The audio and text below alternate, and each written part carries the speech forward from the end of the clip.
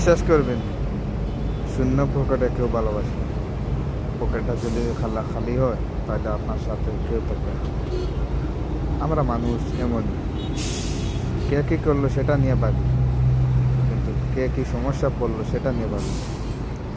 এমন এক জাতি আমরা, মানুষের উপকার না করে মানুষের ক্ষতি করার চেষ্টা বেশি করি, মানুষকে উপকার করি। জীবনে কিছু কিছু মানুষের কারণে, কিছু কিছু সংখ্যক মানুষের কারণে আজ পুরা সমাজটা ধ্বংস করে দিচ্ছে। সাধারণত একটা ভালো ফল যদি, একটা খারাপ ফল যদি একটা টুকরির মধ্যে রাখা হয় তো পুরা ফলটাই নষ্ট হয়ে যায়। তো একটা মানুষ যদি খারাপ যদি হয় তাহলে পুরো সমাজটা ধ্বংস করে দেয়। একটা মন্ত্রিত্ব যদি, একটা মন্ত্রী যদি খারাপ যদি হয় তো পুরো দেশটা ধ্বংস করে দেয়। সেখানে কোনো মানুষ ভালো থাকে না, একটার কারণে সবার জন্য বয়ে আসে। মানুষকে উপকার না করে আমরা প্রতিহিংসা করি, মানুষকে ধোঁকাবাজি করি, মানুষের নিয়ে সমালোচনা করি।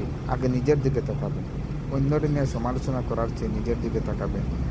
আর নিজের কাছে একবার মনে করবেন যে আমি আজকে অন্যের নিয়ে ভাবতেছি, প্রতিহিংসা করতেছি, অন্যর বিষয়ে কথা বলতেছি, মানুষের অন্যর বিরুদ্ধে কথা বলতেছি, হ্যাঁ, শত্রুতা করতেছি, সেটা কি ভালো? কাল যদি আপনার বিরুদ্ধে যদি অন্য মানুষের যদি দাঁড়িয়ে যায় তাহলে কি মানে কি হবে সেটা মনে করেন। এটা কি ভাবছেন যে একটা মানুষ যদি খারাপও যদি হয় তাহলে একটা মানুষ যদি ভালো একটা তো দিক থাকতেই পারে। মানুষটা খারাপ আপনি জানেন, কিন্তু তার অন্তরটা তো আর আপনি জানেন না। সে কীভাবে চলে, সে ভালো না খারাপ সেটা তো আল্লাহই ভালো জানে, তার অন্তরে কী আছে না আছে। তো মানুষকে মানুষের সাথে প্রতিহিংসা না করে, মানুষের ব্যাপারে কথাবার্তা না বলে মানুষকে উৎসাহিত দেন, এগিয়ে যাওয়ার চেষ্টা করেন। মানুষকে এমন উৎসাহিত দিবেন যাতে এই মানুষটা যদি ডিপ্রেশনের মধ্যে থাকে, টেনশনের মধ্যে থাকে, মানুষটা যদি কোনো কিছু যদি সব কিছু হারিয়ে ফেলে, তাকে প্রতিহিংসা না করে তাকে ভালো একটা পরামর্শ দেন এবং তাকে উৎসাহিত দিন। একদিন সেই মানুষটা আপনার বিপদে পাশে এসে দাঁড়াবে, এটাই বাস্তব।